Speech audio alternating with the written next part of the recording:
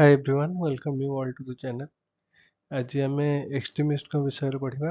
ଆମେ previously modern history ଯେଉଁ video upload ହେଇଥିଲା ସେଥିରେ ଆମେ ମଡରେଟ୍ସ ମାନଙ୍କ ବିଷୟରେ ପଢ଼ିଥିଲେ। ସେମାନଙ୍କର ଗ୍ରୋଥ କେମିତି ହେଇଥିଲା, ସେମାନଙ୍କର ଡିମାଣ୍ଡସ୍ କ'ଣ ଥିଲା, ସେମାନେ କ'ଣ ଆଚିଭ୍ କରିଥିଲେ, ଏସବୁ ବିଷୟରେ ପଢ଼ିଥିଲେ।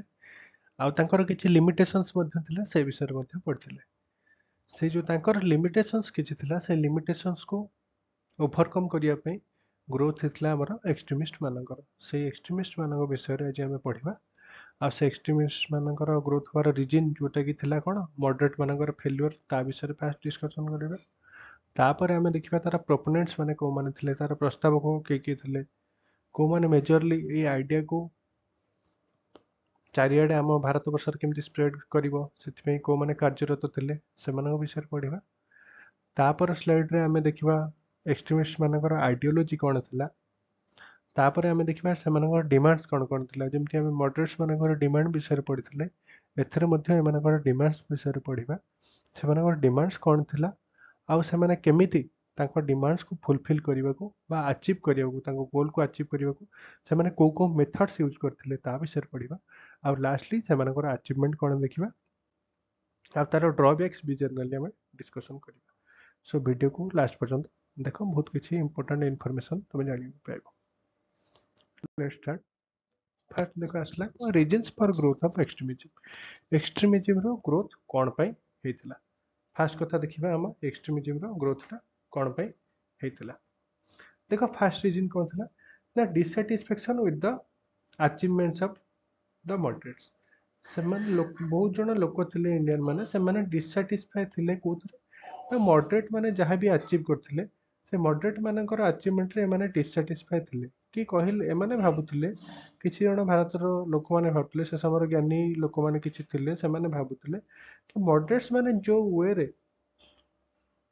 ବ୍ରିଟିଶ ମାନଙ୍କ ପାଖରେ ପ୍ରେ କରିକି ବେକ୍ କରିକି କିଛି ଗୋଟେ ରିଫର୍ମ, ଛୋଟ ଛୋଟ ରିଫର୍ମ ଆଣୁଛନ୍ତି, ଆଠୁ ଆଉ କିଛି ଉନ୍ନତ ଆଚିଭ୍ କରି ହେଇଥାନ୍ତା, ଆଉ କିଛି ବଡ଼ ଲେବୁଲର ରିଫର୍ମ ଆଣି ହେଇଥାନ୍ତା, ପଲିଟିକାଲ ରିଫର୍ମ ଏସ୍ପେସିଆଲି ଆଣି ହେଇଥାନ୍ତା ଆମ ଦେଶ ପାଇଁ, ଯେଉଁଟାକି ଆମ ଦେଶର ଲୋକମାନଙ୍କର ଅଧିକ ଇନଭଲଭମେଣ୍ଟ ଆଣିଥାନ୍ତା କି ଆମ ଦେଶକୁ ଆଡମିନିଷ୍ଟର କରିବା ପାଇଁ। ବଟ୍ କିଛି ଗୁଡ଼େ ଲାକୁନା ରହିଲା, ଦୁର୍ବଳତା ରହିଲା ଆମର ମଡରେଟ୍ସ ମାନଙ୍କର, ସୋ ଦ୍ୟାଟ୍ ଆମର ସେ ସବୁ ଆଚିଭମେଣ୍ଟ ହବା କଥା, ଆମେ ଯାହା କିଛି ଆଚିଭ୍ କରିବା କଥା ସେସବୁ କରିପାରିଲେ ନାହିଁ। ତେଣୁ ଡିସାଟିସ୍ଫାଇଡ୍ ଥିଲେ କିଛି ଲୋକ, ଯେଉଁମାନେ ଡିସାଟିସ୍ଫାଇଡ୍ ଥିଲେ ସେମାନେ ଏଇ ଏକ୍ସଟ୍ରିମିଜିମ୍ ପାଇଁ ଆଗକୁ ଗୋଟେ ଷ୍ଟେପ୍ ବଢ଼ିଥିଲେ। ତାପରେ ଆସୁଛି କ'ଣ ନା ଇକୋନୋମିକ୍ ମିଜେରି ଅଫ୍ 1890s। 1890sରେ ଯେଉଁ ଇକୋନୋମିକ୍ ମିଜେରି ଆସିଲା, ଲୋକମାନଙ୍କ ପାଖରେ ପଇସାର ସର୍ଟେଜ୍ ଆସିଲା, ଆଉ ବିଭିନ୍ନ ପ୍ରକାର ଇକୋନୋମି ରିଲେଟେଡ୍ ପ୍ରୋବ୍ଲେମ୍ ଦେଖିବାକୁ ମିଳିଲା। ସେସବୁ ମଧ୍ୟ ଠିକ୍ରେ କାଉଣ୍ଟର କରିପାରିନଥିଲେ କେଉଁମାନେ, ମଡରେଟ୍ସ ମାନେ। ଆଉ ବ୍ରିଟିଶର ମାନେ ମଧ୍ୟ ବହୁତ ମାନେ କ'ଣ ସିଭିୟରଲି ଫେଲ୍ କରିଥିଲେ। ସେଥିପାଇଁ ସେଟା ଗୋଟେ ମଧ୍ୟ ରିଜିନ୍ ଥିଲା ଯେଉଁଥିପାଇଁ ଏକ୍ସଟ୍ରିମିଜିମ୍ର ବୃଦ୍ଧି ହେଇଥିଲା ବା ଉନ୍ନତି ହେଇଥିଲା। ତା ସହିତ କ'ଣ 1890 ମସିହାରେ ତ ଇକୋନୋମିକ୍ ମିଜେରି ଆସିଲା, ତା ସହିତ 1896ରୁ 1900 ମସିହାରେ ଫେମାଇନ୍ ଆସିଲା। ଫେମାଇନ୍ ଯେଉଁ ଆସିଲା, ସେ ସମୟରେ ଲୋକମାନେ ବହୁତ ଖାଇବାକୁ ପାଇନଥିବେ, ବହୁତ ଲୋକ ମୃତ୍ୟୁବରଣ କରିଥିବେ। ତା ପାଇଁ ଦାୟୀ କିଏ ଥିଲା? ବ୍ରିଟିଶର ମାନେ ଥିଲେ।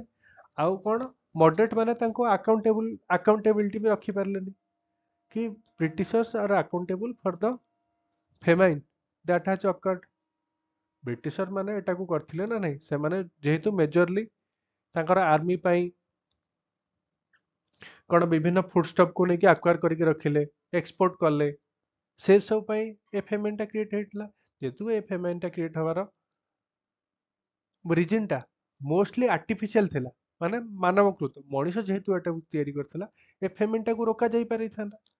ଯେହେତୁ ରୋକାଯାଇ ପାରିଲାନି, ସେଥିପାଇଁ ମଧ୍ୟ ଏଇଟା ଗୋଟେ ପ୍ରବର୍ତ୍ତ ଦେଇଥିଲା କି ଏକ୍ସଟ୍ରିମିଜିମ୍ ତାର ଗ୍ରୋଥ ପାଇଁ ତାକୁ ପ୍ରବର୍ତ୍ତ ଦେଇଥିଲା, ବା ବିଭିନ୍ନ ଲୋକମାନଙ୍କୁ ପ୍ରବର୍ତ୍ତ ଦେଇଥିଲା କି ତମେ ଏକ୍ସଟ୍ରିମିଜିମ୍ ଆପଣାଅ, ନହେଲେ ଆମ ଦେଶରେ ଏଇଭଳି ବଡ଼ ବଡ଼ ବିପତ୍ତି ଆସି ଚାଲିଥିବ, ମଡରେଟ୍ସ ମାନେ କିଛି କରିପାରିବେନି, ଆଉ ବ୍ରିଟିଶର ମାନେ ଦେ ଆର୍ ହିଅର୍ ଟୁ ଏକ୍ସପ୍ଲୋଟ୍ ୟୁ, ନଟ୍ କି ସେମାନେ ତମର ମାନେ ବେଟରମେଣ୍ଟ ପାଇଁ ଆସୁଛନ୍ତି, ସେମାନେ ତମକୁ ଏକ୍ସପ୍ଲୋଟ୍ କରିବାକୁ ଆସୁଛନ୍ତି। ସେମାନେ ତମକୁ ଅବଭିୟସଲି ସେମାନଙ୍କ ଷ୍ଟେପ୍ସ ଯେଉଁ ନେବେ, ସେମାନେ ଯେଉଁ ଆକ୍ଟ କରିବେ, that will help in their betterment and that will help to deteriorate you, ମାନେ ଆମ ଦେଶକୁ ନଷ୍ଟ କରିକି ସେମାନଙ୍କ ଦେଶକୁ ସମୃଦ୍ଧ କରିବା ତାଙ୍କର ଲକ୍ଷ୍ୟ।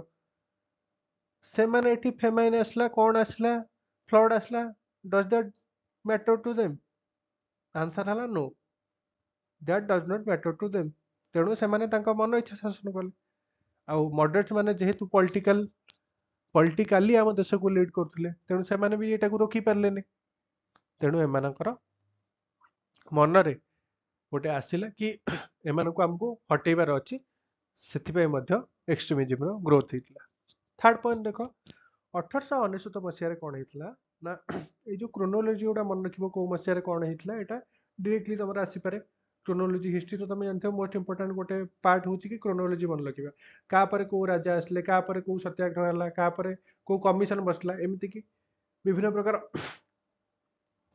ମସିହା ଗୁଡ଼ାକ ଆମର ମନେ ରଖିବାକୁ ପଡ଼େ। ତେଣୁ ତମେ କ୍ରୋନୋଲୋଜି ମନେ ରଖ କାହା ପରେ କୋଉଟା ହେଇଥିଲା। ଏଇଟା ଅବଭିୟସଲି ତମକୁ ପ୍ରିଲିମ୍ସ ଏକ୍ଜାମରେ ଅବଭିୟସଲି ତ ସାହାଯ୍ୟ କରିବ। ତାପରେ ଦେଖ 1899 ମସିହାରେ କ'ଣ ହେଇଥିଲା ନା ଯୋଉ କଲକାତା କର୍ପୋରେସନ ଥିଲା, ସେଥିରେ ଇଣ୍ଡିଆନ୍ ମେମ୍ବର ମାନେ କିଛି ଥିଲେ, କିଛି ଫରେନ୍ ମେମ୍ବର ବି ଥିଲେ। ସେଇଥିରେ କ'ଣ ହେଲା, ଇଣ୍ଡିଆନ୍ ମେମ୍ବରଙ୍କ ସଂଖ୍ୟାଟା କମେଇ ଦିଆଗଲା। ବୁଝିପାରୁଛ ନା?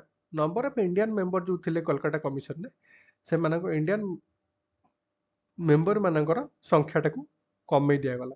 ଯେହେତୁ ସଂଖ୍ୟା କମେଇ ଦିଆଗଲା, ସେଥିପାଇଁ ଏମାନେ ମଧ୍ୟ କ୍ଷୁବ୍ଧ ଥିଲେ। କୋଉମାନେ? ଏକ୍ସଟ୍ରିମିଷ୍ଟ ମାନେ। କି ଆମ ଦେଶରେ କଲକାତା କମିଶନ କଲକାତାରେ ଥିବ, ଅବଭିୟସଲି କଲକାତାଟା ଇଣ୍ଡିଆର ପାର୍ଟ। ଯେହେତୁ ଇଣ୍ଡିଆର ପାର୍ଟ, ଇଣ୍ଡିଆର ଲୋକମାନେ ସେଠି କମ୍ ରହିବେ କେମିତି? ଇଣ୍ଡିଆର ଲୋକ ସଂଖ୍ୟା ତ ସମ୍ପୂର୍ଣ୍ଣ ଇଣ୍ଡିଆର ଲୋକ ରହିବା କଥା। ଇଣ୍ଡିଆର ଲୋକ ସେଥିରେ ତଥାପି କିଛି ଥିଲେ, କିଛିରୁ ଫେର ତମେ କମେଇ ଦେଲ। ତେଣୁ ତା ମାନେ କ'ଣ? ତମେ କ'ଣ ଚାହୁଁଛ? ଇଣ୍ଡିଆର ଗୋଟେ କର୍ପୋରେସନ, ପୁଣି ସେଠି ଇଣ୍ଡିଆନ ଲୋକଙ୍କ ପରସେଣ୍ଟେଜ ବା ନମ୍ବର ତମେ କମଉଛ। ତେଣୁ obviously that was not taken as a good gesture by the Indians at that point of time. ତେଣୁ ସେମାନେ କ'ଣ କଲେ, ଏଟା ବି ଗୋଟେ ରିଜିନ୍ ଥିଲା କି ଏକ୍ସଟ୍ରିମିଜିମଟାକୁ ପୁsh କଲା କି we have to take the law and order into our hand. We have to taken the administration into our hand so that we can give justice to them who are really capable of getting that. ହଁ କି ନାହିଁ? ଯୋଉମାନେ justice ପାଇବା କଥା ସେମାନେ ପାଇବେ। ଇଣ୍ଡିଆରେ ଯେହେତୁ ଯେକୌଣସି ଗୋଟେ କର୍ପୋରେସନ ଅଛି, ଇଣ୍ଡିଆନ୍ ମେମ୍ବର ମାନେ ମ୍ୟାକ୍ସିମମ୍ ରହିବେ। ତମେ କଲକାତା କର୍ପୋରେସନରୁ ଇଣ୍ଡିଆନ୍ ମାନଙ୍କ ସଂଖ୍ୟା କମେଇ ଦବ, କ'ଣ କହିବାକୁ ଚାହୁଁଛ ତମେ? ତେଣୁ ଏଟା ବି ଗୋଟେ ରିଜିନ୍ ଥିଲା ଯୋଉଥିପାଇଁ ଆମର ଏକ୍ସଟ୍ରିମିଜିମଟା ଗ୍ରୋଥ କରିଥିଲା। ତାପରେ ଆସୁଛି ଦେଖ, ଯେମିତି କହିଲି କ୍ରୋନୋଲୋଜି ମନେ ରଖିବ, ସେଇ କ୍ରୋନୋଲୋଜି ଅନୁସାରେ 1904 ମସିହାରେ କ'ଣ ହେଲା ନା 1904 ମସିହାରେ ଅଫିସିଆଲ ସିକ୍ରେଟ ଆକ୍ଟ, ଯୋଉଟାକୁ OSA କୁହାଯାଏ, ଅଫିସିଆଲ ସିକ୍ରେଟ ଆକ୍ଟ ଗୋଟେ ପାସ୍ କରାଗଲା। ସେଇ ଅଫିସିଆଲ ସିକ୍ରେଟ ଆକ୍ଟ କ'ଣ କହିଲା ନା ପ୍ରେସର ଯୋଉ ଫ୍ରିଡମ ଥିଲା ତାକୁ କ'ଣ ମାନେ ବନ୍ଦ କରିଦେଲା। କି ତମେ ପ୍ରେସ ବାଲା ଯୋଉ ଏତେ ମୁଖର ହେଇକି ଯୋଉ ଗଭର୍ଣ୍ଣମେଣ୍ଟ ଏଗେନ୍ଷ୍ଟରେ ଲେଖୁଛ ନା, ତମେ ତାକୁ ବନ୍ଦ କର। ସେଇଟା କ'ଣ କଲା ନା ଫ୍ରିଡମ ଯୋଉ ଥିଲା ପ୍ରେସ ମାନଙ୍କର, କି କନଷ୍ଟ୍ରକ୍ଟିଭଲି ସେମାନେ କ୍ରିଟିସାଇଜ କରୁଥିଲେ to the government and the policies of the government, that was hampered by the official secrets act. ସେ ଯୋଉ ଅଫିସିଆଲ ସିକ୍ରେଟ ଆକ୍ଟ ଆସିଲା ପରେ ସେମାନେ ମଧ୍ୟ ଆହୁରି କ୍ଷୁବ୍ଧ ହେଇଯାଇଥିଲେ କି how can you stop the press from printing the wrongs that the British government was carrying out at that point of time. ସେ ସମୟରେ ଯୋଉ ବ୍ରିଟିଶ ଗଭର୍ଣ୍ଣମେଣ୍ଟ ଯୋଉ ଭୁଲ ଗୁଡା କରୁଥିଲା, ସେ ସବୁ ଭୁଲ ଗୁଡା ତମେ କରୁଛ, ତମେ କେମିତି ଚାହୁଁଛ ପ୍ରେସ୍ ତମକୁ ତମ ଭୁଲ ଗୁଡାକୁ ଦେଖେଇବନି ବୋଲି? ନ୍ୟୁଜ ପେପରର କାମ ହିଁ ସେଇଆ ନା।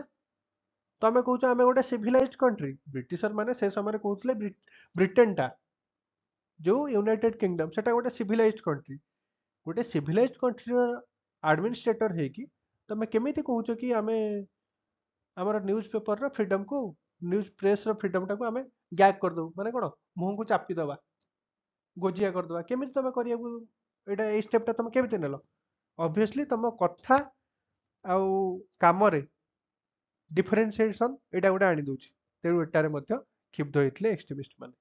ତାପରେ ଆଉ ଗୋଟେ ରିଜିନ୍ କ'ଣ ଥିଲା ନା ଗ୍ରୋଥ ଅଫ୍ ଏଜୁକେସନ।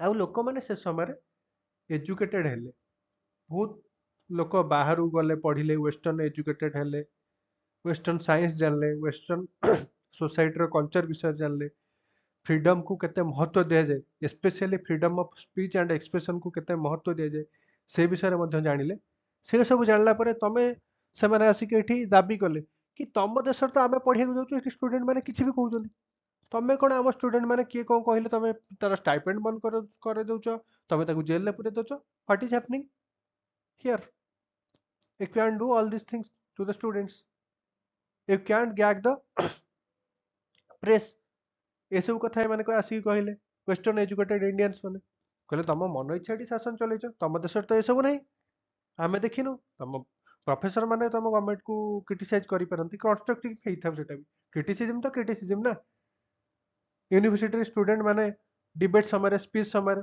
तुम रंग डुईंग्स गुड़ा को आगू आणुच तुम केमी आम देश में शासन करके तुम देश जोटा कर आम देश भी सेटा लागू कर सेटा केमती लागू करना यहाँ भी गोटे रिजन था growth of extremism code growth of education तापर आसला आ गोटे इंपोर्टेंट पॉइंट कौन ना इंटरनेशनल इन्फ्लुएंस कौन यहाँ हूँ देखो इंपोर्टेंट पॉइंट गोटे इंटरनेशनली कौन कौन घटना घटुला that was promoting the growth of extremism in India एटा तुमको माने कौन मेन तुम यूज कर 1896 इथियोपिया क्या इटाली की हरदेला मन रखिए यही क्रोनोलोजी मन रखिए 1896 कौन है ना इथियोपिया इटाली को हरैला तापरे 1905 रे कौन है 1905 मसीह Japan defeated Russia Japan Russia को डिफिट करदेला देखो जापान तो रशिया तुलन से समय बहुत छोट देश जापान ताको हरैदेला आउ इथियोपिया क्या हरैला इटाली की हरैला भाव एते छोट छोट कंट्री दुटा एते बड़ बड़ कंट्री को हरैदेले तामाने इंडियन माने भाविले ब्रिटिश तो ये ब्रिटिशर मान तो ये गोटे छोटिया देश रू आई यूकेटा केटे बड़ देशटा कि आम एत बड़ देशटे हेले आम जब मिसजा चढ़ी पारे सी के हजार लोक आसिक ये अच्छे सब तेणु एमाने कॉन्फिडेंस आसला कि इंडियन मान भर कि we can give a befitting defeat to the Britishers and force them to leave our country ये गोटे आसला कि इंडियन मानक मध्य गोटे जागृत है कि आम कि सब किसी करें आम we don't need the support of Britishers for the administration of our country we don't need the helping hand of Britishers to get us civilised we don't need the books written by western educators thinkers to educate ourselves ये सब कथा आम मन को आसिला से समय माने बुद्धिजीवी मान मन को आसला ये मान तड़ियार अच्छी जो चिंताधारा आसला सेटा माने give rise to the rise of extremism in India lastly को पॉइंट थिला ना रिएक्शन टू इंक्रीजिंग वेस्टर्नाइजेशन धीरे धीरे एते वेस्टर्नाइजेशन आड़ को मुहेले जे से सबकि कहले आम वेस्टर्नाइज करदे बुझीपार ना नहीं जो कहले सबकि वेस्टर्नाइज करदे स्वदेशी डिमांड कमिला माने स्वदेशी जिनस को माने अवहेला कले अट्टहास्य कले से समय आमर कौन एनलाइटेड इंडियंस जो थे स्वामी विवेकानंद हो गले दयानंद सरस्वती हो गले एमाने वॉइस रेज करते against the rising westernization Swami Vivekananda कौन कहते वेस्टर्नाइजेशन हो but indigenous things should have their place intact indigenous जिनस गुड़ा जो रहा ता प्लेस इंटैक्ट था सी सेमती अटुट था वेस्टर्न भल जिन आम कि एक्सेप्ट करूँ but that does not mean कि westernization will take over the native things native customs बुझीपार कि नहीं एतिक थिला रीजन्स जो आमर एक्सट्रीमिज्म ग्रोथ होता आम फास्ट स्लाइड जमी कही कि आम रिजन विषय पढ़ा रिजन विषय पढ़ले तापर पढ़ा कौन ना प्रोपोनेंट्स को माने मेजरली प्रस्तावक थे को माने जनरली लीड करते ये जो एक्सट्रीमिज्म मूवमेंट को देखो से समय तो मेजरली यहाँ बेंगल महाराष्ट्र पंजाब रे स्पेशली बेंगल और महाराष्ट्र रे बहुत माने बहुत ही आर एक्सट्रीमिज्म रा प्रभाव पड़ता आउ सेथिपाई बेंगल रु महाराष्ट्र रु आ पंजाब रु से एक्सट्रीमिज्म पाई लीडरशिप ग्रोथ होता से लीडरशिप किए नहीं थे ना बेंगल देख किए लीडरशिप नहीं थे ना बेंगल आम जब देखा बेंगल लीडरशिप किए नहीं थे ना अश्विनी कुमार दत्त नहीं ता सहित अरविंद ଘୋଷ ନେଇଥିଲେ ଅଶ୍ୱିनी କୁମାର ଦत्त ଏଇ ଯୋଉ ନାଁ ମନେ ରଖିବ ଏଟା ମ୍ୟାଚ୍ ଦ କଲମ୍ସ ରେ ବି ଆସିପାରେ ହେଲା ଆଉ ଆଉ ତମକୁ ଷ୍ଟେଟମେଣ୍ଟ ହିସାବରେ ବି ଆସିପାରେ ଅରବିନ୍ଦ ଘୋଷ ଆଉ ଅଶ୍ୱିनी କୁମାର ଦत्त ଏ ଦି ଜଣ କିଏ ଲିଡରशिप ନେଇଥିଲେ ଏକ୍ସଟ୍ରିମିଜମ ମୁଭମେଣ୍ଟ ର କୋଉଠି ବେଙ୍ଗଲ ତାପରେ ଆସିବା ଆମେ ମହାରାଷ୍ଟ୍ର କେସ୍ ତାପରେ ଆସିବା ଆମେ ମହାରାଷ୍ଟ୍ର କେସ୍ ମହାରାଷ୍ଟ୍ରରେ କିଏ ସେମିତି ଲିଡରशिप ନେଇଥିଲେ ନା ବାଲ ଗଙ୍ଗାଧର ତିଲକ ଥିଲେ ମହାରାଷ୍ଟ୍ରରେ ତାଙ୍କ ସହିତ ଥିଲେ ବିଷ୍ଣୁ ଶାସ୍ତ୍ରୀ ଚେପୁଲକର ବୁଝିପାରିଲ ନା ବାଲ ଗଙ୍ଗାଧର ତିଲକ ଆଉ ବିଷ୍ଣୁ ଶାସ୍ତ୍ରୀ ଚେପୁଲକର ଥିଲେ ଆମର କଣ ଲିଡର ଥିଲେ ମହାରାଷ୍ଟ୍ରରେ ଏକ୍ସଟ୍ରିମିଷ୍ଟ ଲିଡର ତାପରେ ପଞ୍ଜାବରେ କିଏ ଥିଲେ ପଞ୍ଜାବ ପଞ୍ଜାବରେ କିଏ ଥିଲେ ନା ଆମର ଲାଲା ଲଜପତ ରାୟ ତାଙ୍କ ସହିତ କିଏ ଥିଲେ ନା ଅଜିତ ସିଂ ଆଉ ଭଗତ ସିଂଙ୍କର ରିଲେସନଟା କଣ ତମେ ଯଦି ଜାଣିଛ କମେଣ୍ଟ ସେକ୍ସନରେ ନିଶ୍ଚିତ ଜଣାଇବ ଆମେ ଜାଣିଗଲେ ପ୍ରପୋନେଣ୍ଟସ୍ କୋଉ କୋଉ ରିଜିୟନରେ କିଏ କିଏ ଥିଲେ ଏଇ ପ୍ରପୋନେଣ୍ଟସ୍ ମାନଙ୍କୁ ମନେ ରଖିବା ମ୍ୟାଚ୍ ଦ କଲମ୍ସରେ ଆସିପାରେ କିମ୍ବା ସେଣ୍ଟେନ୍ସରେ ଆସି ମଧ୍ୟ ଆସିପାରେ ମନେ ରଖିଥିବ ଆମର କିଏ କିଏ ପ୍ରସ୍ତାବକ ଥିଲେ ବା ଲିଡର କିଏ କିଏ ଥିଲେ ସେଇ ସେଇ ରିଜିୟନର ତାପରେ ଦେଖିବା ଆଇଡିଓଲୋଜି କଣ ସେ କୋଉ ବିଚାରଧାରାରେ ଯୋଉ ବିଚାରଧାରା କହନ୍ତିନି ତୋ ବିଚାରଧାରା କଣ ଏମିତି କଣ କଥାବାର୍ତ୍ତା କରୁଛୁ ସେଇ ଯୋଉ ବିଚାରଧାରା କଥା ସେ ତାଙ୍କର ବିଚାର କଣ ଥିଲା ସେ ବିଚାରଧାରା ବିଷୟରେ ପଢିବେ they believe in strength of masses ସେମାନେ କଣ ମଡରେଟ ମାନେ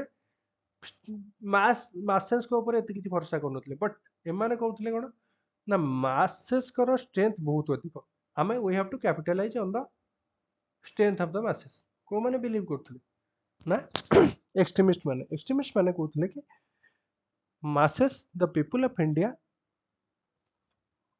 have strength to defeat the Britishers and send them away to their home ବୁଝିପାରୁଛ କି ନାଇଁ ତେଣୁ ସେମାନେ ବିଶ୍ୱାସ କରୁଥିଲେ କି ଏକ୍ସଟ୍ରିମିଷ୍ଟ ମାନେ ଆମର ଇଣ୍ଡିଆର ଜନତା ଚାହିଁବ ଯଦି ବ୍ରିଟିଶର ମାନଙ୍କୁ ତଡ଼ିପାରିବ ଆଉ we should believe on them ଆମେ ତାଙ୍କୁ ବିଶ୍ୱାସ କରିବା କଥା ତାଙ୍କ ଉପରେ ନାକି ଆମେ ଯଦି ବିଶ୍ୱାସ କରିବାନି ସେମାନେ କେମିତି ମାନେ କଣ ମେନ୍ ଷ୍ଟ୍ରିମକୁ କେମିତି ଆସିବେ ସେମାନେ କେମିତି ଯୋଗଦାନ କରିବେ ଆଉ ସେମାନେ କେମିତି how will they pay their part in the independence of our country କେମିତି ସେମାନେ ଯୋଗ ଦେବେ କେମିତି ଇଣ୍ଡିପେଣ୍ଡେନ୍ସରେ କେମିତି ସେମାନେ ରୋଲ ତାଙ୍କର ପ୍ଲେ କରିବେ ସେଥିପାଇଁ ଏକ୍ସଟ୍ରିମିଷ୍ଟ ମାନେ ଭାବିଲେ କି we should provide the avenues that is required for the masses to contribute their efforts their ideas towards the independence of our country ବୁଝିପାରୁଛ କି ନାଇଁ ତେଣୁ ଏମାନେ ମାସେସ୍ ମାନଙ୍କୁ ଧୀରେ ଧୀରେ ଆଡ୍ କରିବାକୁ ଲାଗିଲେ ତାପରେ they had no faith in British rule and their sense of justice କିନ୍ତୁ ଆମେ ଏଇଟା ପୁରା ମନେ ରଖିଥିବା ଏଇଟା ହେଲା କଣ ମଡରେଟ୍ସ ମାନେ କଣ ଭାବୁଥିଲେ ହଁ ବ୍ରିଟିଶର ମାନେ ବ୍ରିଟିଶ ରୁଲ ଠିକ ଠାକ ଅଛି ଆଉ ତାଙ୍କର ସେନ୍ସ ଅଫ ଫେୟାରନେସ୍ ଆଉ ଜଷ୍ଟିସ ବି ଠିକ ଠାକ ଅଛି but here the extremist contradict to the point of views of that of the moderate ମାନଙ୍କ ପଏଣ୍ଟ ଅଫ ଭ୍ୟू ଯାହା ଥିଲା ସେଟା ଏକ୍ସଟ୍ରିମିଷ୍ଟ ମାନଙ୍କ ଠାରୁ ପୁରା ଭିନ୍ନ ଥିଲା ଆଉ ଏଇ କେସରେ ସ୍ପେଶିଆଲି कि ब्रिटिश रूलटा जो हाँ ठीक ठाक ତାଙ୍କ ରୁଲ ତ ମଡରେଟ ମାନେ କହୁଥିଲେ ଏକ୍ସଟ୍ରିମିଷ୍ଟ ମାନେ କହିଲେ ନାଇଁ ନା ନା ନା their rule is flawed and their sense of justice should be thrown into garbage କହିଲେ ତାଙ୍କ ଜଷ୍ଟିସ କଥା କୁହନି ସେମାନେ ଯୋଉ ଭଳିଆ ଜଷ୍ଟିସ ଆମ ଦେଶକୁ ପ୍ରୋଭାଇଡ କରୁଛନ୍ତି ସେମାନେ ଯୋଉ ଭଳିଆ ଟ୍ରିଟମେଣ୍ଟ ଆମ ଦେଶର ସିଟିଜେନ ମାନଙ୍କୁ ଦଉଛନ୍ତି ତାଙ୍କ ସେନ୍ସ ଅଫ ଜଷ୍ଟିସ ଯାଏ ତମେ ଜାଣିଛ କୁଆଡେ ଯାଏ କଣ କହନ୍ତି ଆମର ଜେନେରାଲି ତାପରେ ଆସୁଛି ଏଗ୍ରେସିଭ ନ୍ୟାସନାଲିଜିମ ଏମାନେ ଏଗ୍ରେସିଭ ନ୍ୟାସନାଲିଜିମରେ ବିଶ୍ୱାସ କରୁଥିଲେ ନ୍ୟାସନାଲିଜିମକୁ ବଡଚଡ କର ଭାଗ ନେବେ କି ନ୍ୟାସନାଲିଜିମ ହଁ ଆମେ ନ୍ୟାସନାଲିଷ୍ଟ ସେମିତି ନାହିଁ ନ୍ୟାସନାଲିଜିମ ଆମ ଦେଶ ପାଇଁ ଆମ ଜୀବନ ଚାଲିବ କିଛି ନାହିଁ ଏଗ୍ରେସିଭଲି କିନ୍ତୁ ଆମେ ନ୍ୟାସନାଲ ଗୋଲକୁ ଆଚିଭ କରିବୁ we need to achieve the goals of our nation that we have set the people of India have set in their minds ଲୋକମାନେ ଯାହା ଭାବିଛନ୍ତି ଯେମିତି ଆମ ଦେଶକୁ ସ୍ୱାଧୀନ ଆଣିବେ ସ୍ୱାଧୀନତା ଆଣିଦେବେ ଆଉ କଣ କଣ ଡେଭଲପମେଣ୍ଟ ହବ କେମିତି ଆମ ଦେଶ ଗ୍ରୋ କରିବ ସେଥିପାଇଁ ଆମେ କାମ କରିବୁ no matter what the consequences that may bring to ourselves ଆମେ ସେଇ କାମ କରିବା ଦ୍ୱାରା ଆମକୁ କେତେ ବି କଷ୍ଟ ଆସୁ that does not really matter ଆମକୁ ସେ ସବୁ ମ୍ୟାଟର କରେନି ବଟ୍ ନ୍ୟାସନାଲ ଗୋଲ ଆମ ଦେଶକୁ କେମିତି ଆଗକୁ ନବା ସେସବୁ ଯେତିକି ମ୍ୟାଟର କରେ ଆମକୁ ଆମର ପର୍ସନାଲ କନସିକ୍ୱେନ୍ସ କଣ ଆସିବ ସେଥିପାଇଁ ଜୀବନ ଦେବାକୁ ପଡ଼ିଲେ ବି ଆମେ ପଛଘୁଞ୍ଚା ଦେବୁ ନାହିଁ ତେଣୁ ନ୍ୟାସନାଲିଜିମ ଏଗ୍ରେସିଭଲି ତାଙ୍କ ମାଇଣ୍ଡରେ ବସିଥିଲେ ଆଉ ସେମାନେ ଏଗ୍ରେସିଭ ନ୍ୟାସନାଲିଜିମ୍ ଫଲୋ କରୁଥିଲେ। ତାପରେ ଆସୁଛି କ'ଣ, self government was aspired not just reforms. ସେ ଚାହୁଁଥିଲେ କି ସେଲ୍ଫ ଗଭର୍ଣ୍ଣମେଣ୍ଟ ଆସୁ, କହିଲେ ରିଫର୍ମ ଆଣିକି ଆମର କିଛି ଲାଭ ନାହିଁ, ରିଫର୍ମ ଆମର ଦରକାର ନାହିଁ, ଆମେ ନିଜେ ନିଜେ ସେଲ୍ଫ ଗଭର୍ଣ୍ଣମେଣ୍ଟ ନିଜେ ନିଜକୁ ରୁଲ କରିବୁ। ଆମର ରିଫର୍ମ ତମେ ଯୋଉ ଆଣୁଛ କାଉନସିଲ ଆକ୍ଟ ଇଏ ଆକ୍ଟ ସିଏ ଆକ୍ଟ ସେଗୁଡ଼ା ଆମକୁ ଦେଖାନିବ, କହନ୍ତନି ସେଗୁଡ଼ା ବେକାର କଥା କୁହନି। ଆମର ଡାଇରେକ୍ଟ ଆମେ ନିଜେ ନିଜକୁ ଶାସନ କରିବୁ, ଆମକୁ ଆଉ କିଛି ତମେ ଶୁଣାଅ ନାହିଁ। ତାପରେ the belief in extra constitutional means and mass agitation. ସେମାନେ କ'ଣ କନଷ୍ଟିଟ୍ୟୁସନାଲ ମିନ୍ସରେ ବ୍ୟବହାର ମାନେ କ'ଣ ବିଶ୍ୱାସ କରୁଥିଲେ। ଏମାନେ କହିଲେ କନଷ୍ଟିଟ୍ୟୁସନାଲ ମିନ୍ସ ମାନେ କ'ଣ, ମାନେ ଯାଇକି ପାର୍ଲିଆମେଣ୍ଟରେ ବା କାଉନସିଲରେ କହିବେ, ପ୍ରସ୍ତାବ ଦେବେ, ପିଟିସନ ଦେବେ, ଇଏ କରିବେ ସେ କରିବେ। ଇଏ କହିଲେ ନା ଆମର ଏକ୍ସଟ୍ରା କନଷ୍ଟିଟ୍ୟୁସନାଲ ମିନ୍ସ ଆଉ ମାସ୍ ଆଜିଟେସନ ହବ, ଆମେ ଲୋକମାନେ ଯାଇକି ଧାରଣା ଦେବୁ, ଆମେ ବସିବୁ। ଏମିତି କଲେ ଆମେ ଜାଣିଛୁ ତମେ ଯଦି ମଡରେଟ୍ ମାନଙ୍କ, ସେ କହିଲେ ମଡରେଟ୍ ମାନଙ୍କ ଷ୍ଟାଇଲ ଅଫ୍ ଆକ୍ସନ ଯଦି ଆମେ ଆପଣେଇବୁ, କୋର୍ସ ଅଫ୍ ଆକ୍ସନ ଯଦି ଆମେ ଆପଣାଉ, ବ୍ରିଟିଶର ମାନେ ଦେ ୱିଲ୍ ଗିଭ୍ ଅସ୍ ନଥିଙ୍ଗ। ବୁଝିପାରୁଛ କି ନାହିଁ?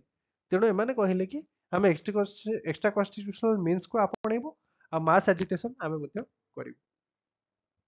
ଏଇଠି ସବୁ ଥିଲା ମଡରେଟ୍ ମାନଙ୍କ ଆଇଡିଓଲୋଜି, ତାଙ୍କର ବିଚାରଧାରାରେ ଇଏ ମେଜର ପଏଣ୍ଟ ଥିଲା।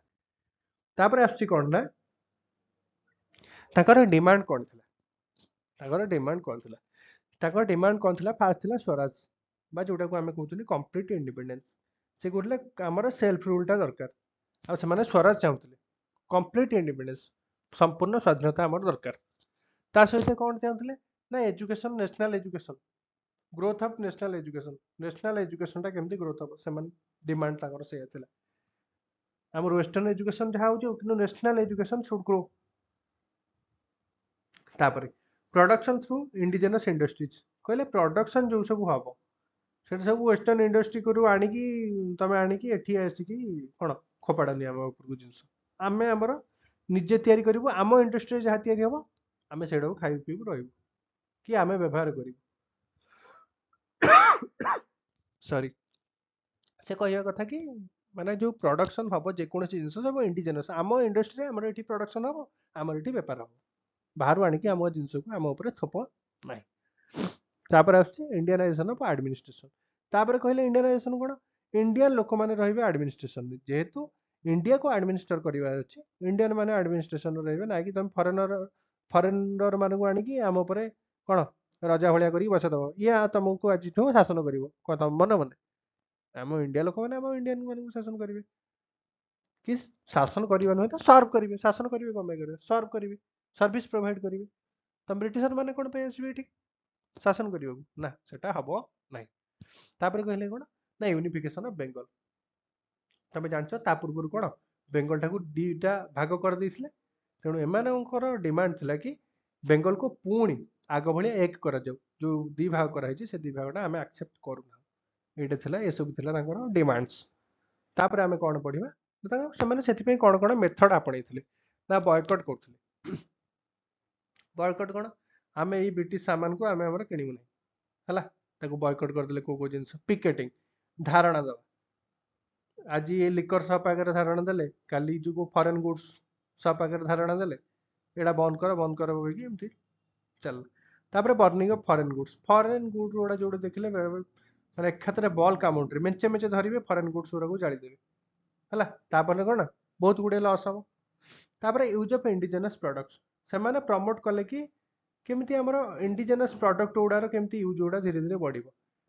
ଆମେ ଦେଖ ଫରେନ ଗୁଡ ଗୁଡା ଆମ ଦେଶରେ ଆସିକି ପହଞ୍ଚିଲେ, ବଟ୍ ଷ୍ଟିଲ୍ ସେ ସମୟରେ ମଧ୍ୟ ଯଦି ଇଣ୍ଡିଆନ ମାନେ ଇଣ୍ଡିଆନ ଗୁଡ୍ସକୁ ଆପଣେଇଥାନ୍ତେ ବା ଇଣ୍ଡିଆନ ଗୁଡ୍ସକୁ ବ୍ୟବହାର କରିବାକୁ ଇଚ୍ଛା ପ୍ରକାଶ କରିଥାନ୍ତେ, ତାହେଲେ କ'ଣ ହେଇଥାନ୍ତା? ସେ ଫରେନ ଗୁଡ୍ସ ଗୁଡା ଆଉ ଆସିନଥାନ୍ତା। ଯଦି କୌଣସି ଲୋକ ସେ ସମୟରେ ଭାବିବ ଏଟା ତ ଫରେନ ଗୁଡ୍ସଟା କମ୍ ଟଙ୍କାରେ ମିଳୁଛି, ମୁଁ ଏଟା କମ୍ରେ କିଣିଦିଏ, ସେଇଭଳିଆ କେସ୍ ହେଲା ବୋଲି ସେଟା ଫରେନ ଗୁଡ ଗୁଡା ଏଠି ଆସିକି ବିକ୍ରି ହେଲା। ସେ ସମୟରେ ଲୋକମାନେ ଯଦି ସମ୍ପୂର୍ଣ୍ଣ ଭାବେ ପରିତ୍ୟାଗ କରିଦେଇଥାନ୍ତେ ଆମର କୋଉଟାକୁ, ଫରେନ ଗୁଡ୍ସଟାକୁ, ତାହେଲେ ଭଲ ହେଇଥାନ୍ତା। ତେଣୁ ସେମାନେ କ'ଣ କହିଲେ ନା ଇଣ୍ଡିଜେନସ୍ ପ୍ରଡକ୍ଟକୁ ଆମେ ପ୍ରମୋଟ କରିବା। ଇଣ୍ଡିଜେନସ୍ ଜିନିଷ ଗୁଡାକୁ ପ୍ରମୋଟ କଲେ ଦେଶ ପ୍ରେମ ଜାଗୃତ ହେଲେ, ଜାଗ୍ରତ ହେଲେ ଲୋକମାନଙ୍କ ମଧ୍ୟରେ, ଲୋକମାନେ ଦେଶୀ ପ୍ରଡକ୍ଟ, ଇଣ୍ଡିଜେନସ୍ ପ୍ରଡକ୍ଟ ଗୁଡାକୁ ସବୁ ବ୍ୟବହାର କରିବେ, ସୋ ଦ୍ୟାଟ୍ ଫରେନ ବେପାରୀ ମାନେ, ଫରେନ କ୍ଲଥ୍ ଯୋଉ ବେପାରୀ ମାନେ ଆଣୁଛନ୍ତି ତାଙ୍କର ଲସ୍ ହବ, ତାଙ୍କର ଲସ୍ ହେଲେ ଅବଭିୟସଲି ସେମାନେ ସେ ଜିନିଷକୁ ଆଉ ମଗେଇବେନି। ବୁଝିପାରିଲେ କି ନାହିଁ? ତେଣୁ ଇଣ୍ଡିଜେନସ୍ ପ୍ରଡକ୍ଟ ଗୁଡାକୁ ସେମାନେ प्रमोट करथिले ता सहित से माने कोन करथिले ना स्ट्राइक करथिले आ रैली विभिन्न प्रकार रैली भी आनुथिले हला ए सब थिला तांकर मेथड एई मेथड रे से माने सॉरी एई मेथड रे से माने ता मूवमेंट को ग्रो करथिले लास्टली आमे पढिबा कोन से मानकर अचीवमेंट एते सब तो काम कले कोन कोन से माने अचीव कले ना किछि अचीव करि परले नाही देखो लास्ट को देखिबा हमर अचीवमेंट रे कोन आछे ना इंक्लूजन ऑफ मासेस जेहेतु आमे फास्ट टू पढिथिले ताकर रीजन कोन थिला ग्रोथ होबार सेही थरे आमे पढिथिले कि they believe in the ideology रे पढिथिले they believe in the masses the mass of India तेणु से कोन कले जेहेतु they believed in the masses of India तेणु से कोन करथिले ना भारतर जनसाधारण को पॉलिटिकल मूवमेंट सहित जोड़िबा को लागिथिले तेणु बहुत जन लोकों को से माने मेन स्ट्रीम के आनी पारिथिले आ कोन ए जो भारतर स्वाधीनता दिगरे से माने केमती कंट्रीब्यूट करथिबे करिवे सेतिपति लोक को रास्ता देखिथिले इंक्लूजन ऑफ मासेस थिला तांगर फर्स्ट अचीवमेंट सेकंड अचीवमेंट कोन थिला ना broad self belief among the Indians माने इंडियन माने निजुको निजे विश्वास करिया को लागिले कि हाँ आमे माने चाहिए आमे निजुको शासन करि परिबा ब्रिटिशर मानको ठारू आमे कोनोसी गुण रे कम नुहे हला एई सब कथा तांकर आसले तांग मन सेल्फ बिलीफ टा धीरे धीरे तांकर बढ़िया को लागिला कार इंडियन मानको तापर आछि कोन annulment of partition of Bengal partition जो हे जाइथिला बेंगल केते मसिया रे पार्टीशन हेतिला पूर्व पढैछि तमे कमेंट करिकि जणेबो कमेंट सेक्शन में पार्टीशन जो हेतिला से पार्टीशन को माने पछ घुंचे देदेले 1911 रे पुणी यूनिफाई करदेले बेंगल को तेणु पार्टीशन ऑफ बेंगल वाज एनुअल्ड इन 1911 बुझि पारल कि नै एटा गोटे बड़ डिमांड थिला सेमानको डिमांड गोटे थिला कोन हमर बेंगल को यूनाइट करिवार अछि एखाटी करिवार अछि पूर्वरु जेम थिला सेमती बेंगल को यूनाइट कर दिया गला बट परवर्ती समय तुम जानछ कि जेमती पाकिस्तान गठन हैला ईस्ट पाकिस्तान पार्ट रहला बेंगल किछि अंश तेणु परवर्ती समय ये जो स्वप्न थिला एक्सट्रीमिस्ट मानकर एटा मध्य भांगी जाइथिला परवर्ती समय से समय जोटा ईस्ट पाकिस्तान थिला स्वाधीनता पाइबार जस्ट किछ दिन परे 1971 मसिया सेटा कोन हे गला बांग्लादेश हे गला तुम जानछ ऑपरेशन सर्च लाइट कथा जानथिबो कि नै ऑपरेशन सर्च लाइट विषय जे जा जानछ सेटा कमेंट करके दर्शेबो इंडियन आर्मी केमिति साहाय्य करथिला मुक्ति बाहिनी रो योद्धा मानको to create Bangladesh, to create a separate country by taking away the eastern side of Pakistan. Pakistan न पूर्व दिगरे थिबा अंश को केमती इंडियन आर्मी रो सहायता रे मुक्ति बाहिनी को यूज करके इंडियन आर्मी रो सहायता रे ताकर जो थिले शेख मुजिबुर रहमान से केमिति बांग्लादेश गठन करथिले सेटा गोटे बड़ स्टोरी से विषय केबे गोटे वीडियो करिवे जे भी जानिछ से विषय रे तमे स्टोरी शॉर्ट रे कमेंट करि पारो तापर देखो moderates were taken seriously by the British एमान जो ए जो एक्टिविटी उडा करले आगुरु ब्रिटिशर माने मॉडरेट्स माने को हां एमाने कोन किनु एमान को एक्टिविटी जो देखिला ब्रिटिशर माने भाबिले कि रे बाबा हमें सेमान को खातिर कोन नथले सेमान को हमें जदी खातिर न करिवा तले एमान तो तांकोठो आहुरी सीरियस तेणु कोन मॉडरेट माने को सेमाने सीरियसली नवा को लागिले के ब्रिटिश गवर्नमेंट रो लोक माने कहले सी तो भाई भल थी सी तो प्रेयर पिटिशन 3P अप्रोच ना कही ना 3P अप्रोच कौन तुम जान पढ़ी प्रीवियस क्लास रे कमेंट करी कमेंट सेक्शन रे लिख से माने 3P अप्रोच फॉलो करथले ये तो भारी सांघातिक लोक ये तो सुनिया को नहीं एखाद्रे हमर एटा दरकार माने एटा दरकार तेणु ए माने कोन कले ब्रिटिश गवर्नमेंट माने तवज्जो अधिक दबा को चाहले फोकस अधिक देले का ऊपर मॉडरेट्स माने को ऊपर एट थिला तांकर सब अचीवमेंट आ गोटे नेगेटिव कॉन्सिक्वेंस कोन देखि परिबा ना सूरत स्प्लिट हेतला सूरत स्प्लिट हे जाइतला कांग्रेस भांगी जाइतला सूरत स्प्लिट रे जो हेतला आइडियोलॉजिकल डिफरेंस पई सूरत स्प्लिट गोटे हे जाइतला 1907 मसिया रे से विषय मध्ये परवर्ती वीडियो रे हमें विस्तृत भाव रे पढिबा वीडियोटा एठू एंड हला जदि वीडियोटा भल लागितो तम संग मानक निश्चित भाव शेयर करिवो so that a free initiative रो से माने मध्ये लाभ नहीं परिबे so lastly thanks for watching जो माने वीडियोटा भल लगी जो माने निश्चित कमेंट रे दर्शेबे आ कोन कले वीडियो रो इंप्रूवमेंट क्वालिटी इंप्रूवमेंट हे परिबो से पई मध्ये त माने सब सजेस्ट करि पारो आ प्रीलिम्स तो पाखे आसलानी प्रीलिम्स प्रिपरेशन पई यदि किछि सजेशन अछि को टाइप वीडियो तुम चाहो प्रिलिम्स रिलेटेड मत कहले से प्रकार वीडियो अपलोड करने को चेष्टा करी। Thanks all. Thank you.